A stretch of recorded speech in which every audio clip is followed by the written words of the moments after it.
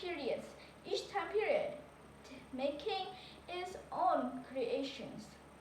But there is one creature who followed us from the cities to urban areas through every area of time, which is Canis lupus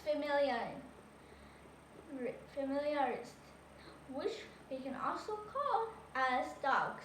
Whether they are slouching, they are carrying sleds, hunting, or digging, or sniffing out burrows of foxes, these dogs have followed us for a lot of time. But they weren't always like this. They weren't always that familiar. They weren't always accompanied by our side. They were descended from fierce wolves called Canis lupus.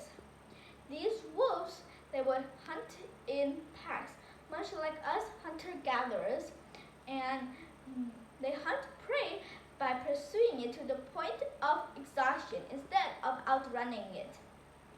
But when we first appeared, their first reaction wasn't being happy, wasn't sharing the meat. Their first reaction was protecting their territory. In their eyes, in their mind, they believe us as enemies that would invade their territories. So they were always on high alert. And these wolves, they were our rivals at top of the food chain. But not all wolves believes that humans are dangerous, while most wolves believe that they should not interact with humans and stay away from humans, protecting their territory, for they believe that us humans will invade their territory if we get the chance.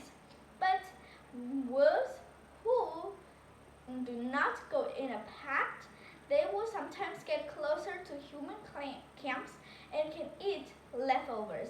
And if these wolves doesn't show much aggressive behavior, they can have free meals without hunting to the point of exhaustion. So you would think that these wolves won't survive long because maybe they will be eaten, but our ancestors survived well, and the wolves who were closer and not much that aggressive, they live longer than their aggressive friends, which means that wolves who are closer to human camps, who constantly go there and is less aggressive, live longer than those who are much more aggressive. These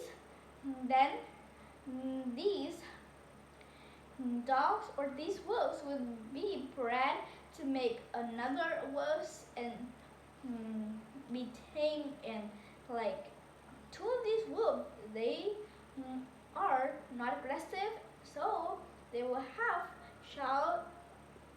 children or little wolves that aren't that aggressive.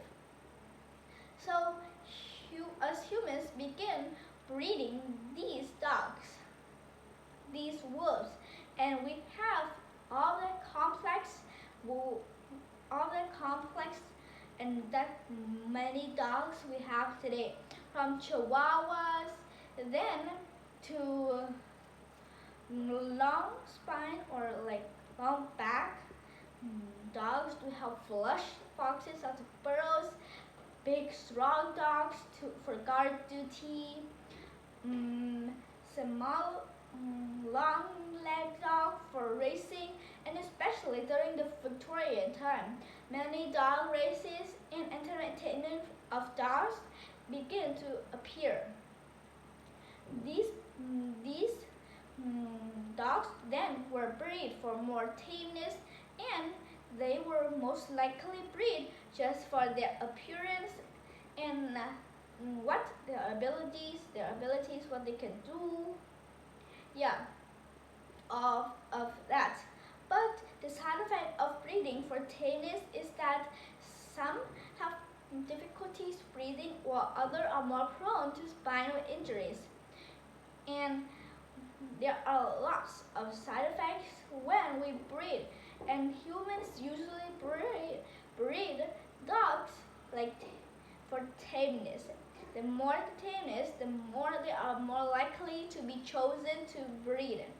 Because well, tameness plus tameness equals a lot tamer, which means that the dogs that are bred from tame dogs, they are much more likely to be easily tamed, and humans would like them to like different personalities, and they can do fun, they can like do all the roles that are given to them. And throughout all of this, dogs have also developed quite a bit. They understand our body language if we're feeling sad, and they understand us if we're feeling happy or not. If we are angry, what what they can what they can do to help us feel better.